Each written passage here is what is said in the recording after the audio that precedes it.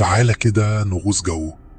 اللي حصل بوشهر، المفاعل النووي الإيراني الوحيد الشغال لتوليد الكهرباء، بيقع عليه كلام كتير قوي الأيام دي. أول ما سألوا مسؤول إسرائيلي عن الضربة، قام عامل فيها أنا مش عارف ومش هأكد ولا أنفي. يعني الراجل فتح الباب على البحري. لكن الإعلام يا درعي اللي دايما شغال بنظام معلومات من مصادر خاصة جدا، طلع وقال احنا قصفنا مواقع نووية في بوشهر وأصفهان ونطنز ولسه مكملين. والله ما اكتفاش، ده بيقولك لسه في أهداف جاية في الطريق.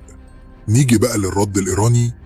دبلوماسي إيراني طلع وقالك الكلام ده كذب ومحطة بوشهر ما اتضربتش، وإسرائيل بتلعبها حرب نفسية علينا. يعني من الآخر بيقولوا إسرائيل بتحاول تخضهم بس من غير ضرب حقيقي. بس يا صاحبي الموضوع دخل في الجد لما روسيا دخلت على الخط. الخارجية الروسية طلعت وقالت يا إسرائيل كفاية ضرب في بوشهر، عندنا خبراء روس شغالين هناك، ألزم حدودك.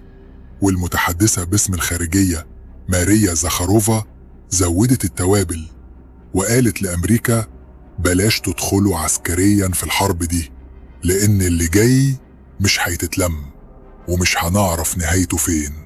بس خليني أقولك حاجة مهمة، بوشهر دي مش أي محطة نووية، دي الوحيدة في إيران اللي شغالة وتولد كهرباء وبتستخدم وقود روسي. وبعد ما يخلص روسيا بترجعه عشان يقللوا من مخاطر الانتشار النووي. بس المشكلة مش في الوقود ولا في الكهرباء، المشكلة في الكارثة البيئية اللي ممكن تحصل. لو بوشهر اتضرب فعلا هنشوف تلوث في الهواء والمية، والناس في الخليج كلهم هيتأثروا. عارف مين قال الكلام ده؟ رئيس وزراء قطر نفسه. قال في مارس اللي فات أي ضربة على منشأة نووية هتلوث الخليج كله، مية، هواء، بحر، كل حاجة. يعني من الآخر يا صديقي، لو كانت إسرائيل فعلا ضربت بوشهر احنا على أبواب كارثة بيئية، مش بس لإيران، لأ لكل المنطقة. بص يا صاحبي، الأيام دي الدنيا مولعة بين إيران من ناحية وأمريكا وإسرائيل من الناحية التانية، ومفيش حد فيهم ناوي يهزر.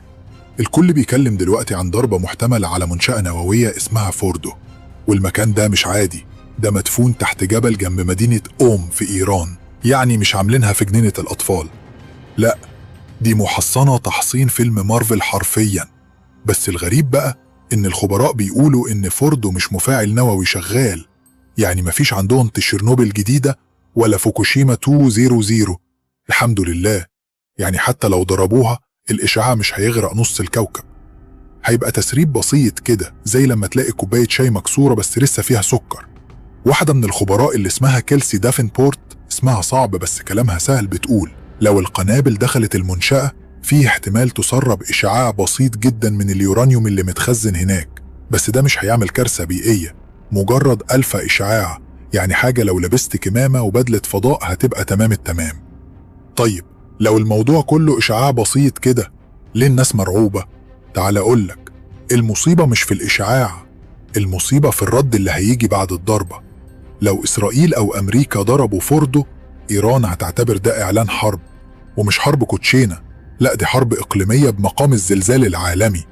إيران وقتها مش هترد بكلمتين ولا شجب وإدانة، دي هتبدأ تضرب قواعد أمريكية في العراق وسوريا، وصواريخ هتطير من كل ناحية، من إيران، من حزب الله، من الحوثيين، من الفصائل العراقية، وكله طالع على إسرائيل.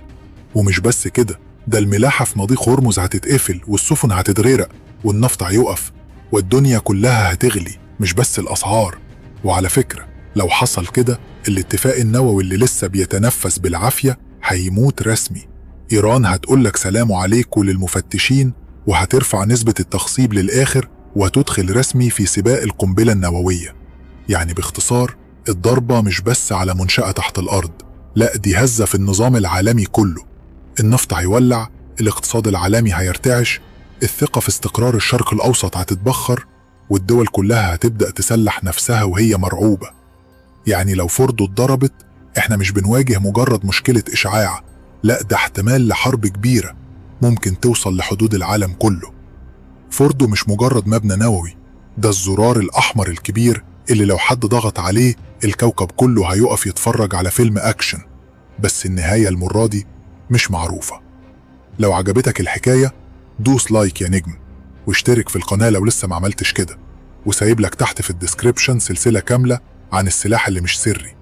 اتفرج والموضوع لسه ما خلصش، ده لسه في تطورات ممكن تقلب الموازين كلها.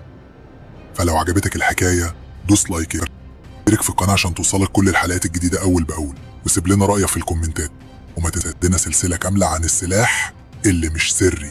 خش شوفها، فيها مفاجآت هتقلب دماغ. ما تنساش بقى يا نجم النجوم تعمل السبسكرايب وتعمل التعليق وتعمل اللايك الجميل. وانت يا نجمة نجوم الكوكب ما تنسانيش برضو عشان الحلقة الجاية ان شاء الله توصلكم بسرعة وهتبقى ضرب نار ان شاء الله. انتظرونا في الحلقات القادمة. سلام.